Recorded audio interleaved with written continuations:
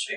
ઉપલેટા તાલુકાના તળસવા નજીક આવેલ બે અલગ અલગ કારખાનાઓમાં 4 બાળકોના મોત થતા આરોગ્ય વિભાગની ટીમ પહોંચી ઘટના સ્થળે। રાજકોટ જિલ્લાના ઉપલેટા તાલુકાના ગણોદ અને તણસવા નજીક આવેલ 8 થી 10 કારખાનાઓ પ્લાસ્ટિક ઉદ્યોગના આવેલ છે, જેમાંથી બે અલગ અલગ પ્લાસ્ટિકના કારખાનાઓમાં કુલ 4 બાળકોના મોત નીપજ્યા હોય તેવું પ્લાસ્ટિક કારખાનાઓના માલિકોએ જણાવ્યું। વાત કરીએ તો તણસવા ગામ નજીક આવેલ બે પ્લાસ્ટિક કારખાનાઓમાં નાના નાના બાળકોને ઝાડા ઉલટી થવા પામી હતી અને સારવાર અર્થે ઉપલેટા હોસ્પિટલમાં દાખલ કરાયા અને ત્યારબાદ જૂનાગઢ ખસેડવામાં આવ્યા અને બે અલગ અલગ કારખાનાઓમાં કુલ 4 નાના બાળકોના મોત નીપજેલ હોય તેવું પ્લાસ્ટિક કારખાનાઓના માલિકોએ જણાવ્યું હતું। મૃતક બાળકોના નામની વાત કરીએ તો ઉંમર વર્ષ 2 કાર્તિક, વર્ષ 3 કવિતા, સેજલી બંસી, આમ 1 થી 7 વર્ષના કુલ 4 બાળકોના મોત નીપજ્યા હોય ત્યારે આ ઘટના બાદ રાજકોટ જિલ્લા આરોગ્ય અધિકારી, ડેપ્યુટી કલેક્ટર, ટીડીઓ, તાલુકા હેલ્થ ઓફિસર, મામલતદાર, પ્રદૂષણ વિભાગ સહિત રાજકોટના ઉચ્ચ અધિકારીઓ દોડી આવ્યા અને આરોગ્ય વિભાગની ટીમ દ્વારા તપાસનો દોર શરૂ કરાયો। આ 4 મૃતકો હાલ પરપ્રાંતીય મજૂરના એમપીના બાળકો હોય ત્યારે પ્રાથમિક તપાસમાં માહિતી સામે આવી છે। હાલ 4 બાળકોના મોતનું કારણ અકબંધ છે। આ રહસ્યમય બીમારીના રિપોર્ટ બાદ સાચી હકીકત બહાર આવશે। તમારું નામ? ભાલોડિયા દીપ। આજે કારખાનામાં જે બે બાળકોની ઘટના બની, શું ઘટના બની છે અને આરોગ્ય ટીમ આવી છે ને અત્યારે જે રિપોર્ટ છે, રિપોર્ટ કઈ આવ્યા કે નથી આવ્યા, તમે એને બાળકને જે તકલીફ થઈ હતી લઈ ક્યાં ગયા હતા, તમામ વિગત કહો। અમારા કારખાનામાં બાળકોને ઝાડા ઉલટીના કેસ હતા, એના માટે પ્રાથમિક સારવાર માટે પહેલાં ઉપલેટા સિવિલમાં લઈ ગયા હતા અને ત્યાંથી પછી જૂનાગઢ સિવિલમાં લઈ ગયા હતા અને ત્યાંથી પછી આપણે ટ્રાન્સફર કરીને જામનગર સિવિલમાં લઈ ગયા છીએ ને અત્યારે 2 બાળકો જામનગર સિવિલમાં છે ને 2 બાળકોનું ડેથ થઈ ગયું છે ઝાડા ઉલટીના લીધે। નામ? એકનું નામ કાર્તિકભાઈ છે ને એક છોકરીનું નામ છે કવિતાબેન। આ લોકો ક્યાં હતા? એમપીના।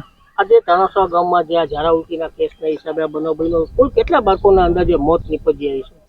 5 બાળકોનું અત્યારે તો કહેવામાં આવે છે અને સારવાર હેઠળ કેટલા હશે? અત્યારે હાલમાં તો 2 જ છે, બાકી કોઈ છે નહીં। એટલે 3ની ડેથ થઈ છે?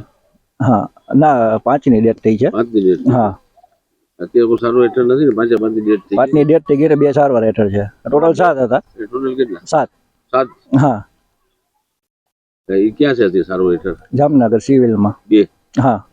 ઈશભાઈ ભગવાનજીભાઈ કંટારિયા છે, હું અહીંયા પ્લાસ્ટિકનું યુનિટ ધરાવું છું। ઈશભાઈ, કેટલા તરસવાના અંદરમાં કારખાના આવેલ છે, જે ઘટના બની હતી, શું ઘટના, તમામ ઘટનાની વિગત આપો। તમને ઘટનાની વાત કરું તો અહીંયા લગભગ 12 તારીખ પછીના જે બુધવાર છે ત્યાર પછીથી અહીંયા લગભગ ઝાડા ઉલટીના કેસ થયેલા હતા। એમાં અર્ચન પોલિમર્સમાં બે ડેથ છે અને 2 સંસ્કાર પોલિમર્સમાં 2 ડેથ છે અને એ ઝાડા ઉલટીના હિસાબે આ ડેથ થયેલા હતા અને એ પછી તરત જ 2 થી 3 દિવસથી અહીંયા સતત આરોગ્યની ટીમ આવતી હતી અને કાલે એક જામનગર જે રેફર કરેલા હતા એને વધારે તબિયત બગડતા એ લોકોએ રાજકોટ આરોગ્ય વિભાગને જાણ કરતા આરોગ્ય વિભાગની જિલ્લા આરોગ્ય વિભાગની ટીમ, ડીવાયએસપી, પોલીસ ખાતું, મામલતદાર સાહેબ અને બધા અહીંયા આવી આરોગ્યની ટીમે બધા કારખાનામાં સઘન તપાસ કરી અને જે કોઈને કંઈ પણ તકલીફ હતી એને બધાને પ્રાથમિક સારવાર આપેલ છે અને લગભગ અત્યારે કોઈ નહીવત કેસ છે, એકાદ દીકરીને અત્યારે પ્રાઇવેટ હોસ્પિટલમાં દાખલ કરેલી છે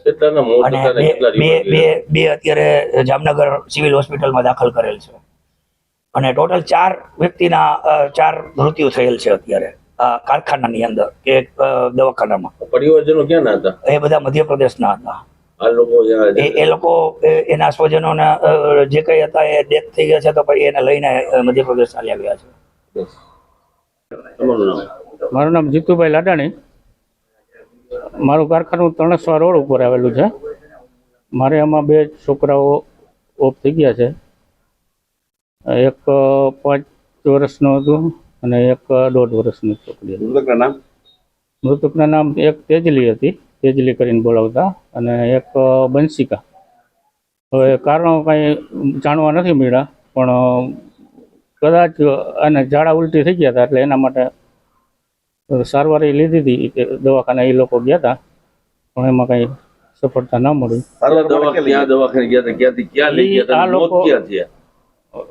એક નાની છોકરીને તો અહીંયા રાતે જ ઓફ થઈ ગઈ હતી, કંઈ દવાખાને પણ નતા ગયા, એને ઝાડા ઉલટી થઈ ગયા હતા એટલે, અને મોટાને તો અહીંયા ઉપલેટા દવાખાને બતાવવા ગયા હતા બતાવીને પાછા આવતા રહ્યા ને પાછા એ લોકો કલાક પછી પાછા ગયા તો એ દવાખાને ના પહોંચી શક્યા. આ લોકો પાછા અહીંયાથી લઈ આવ્યા.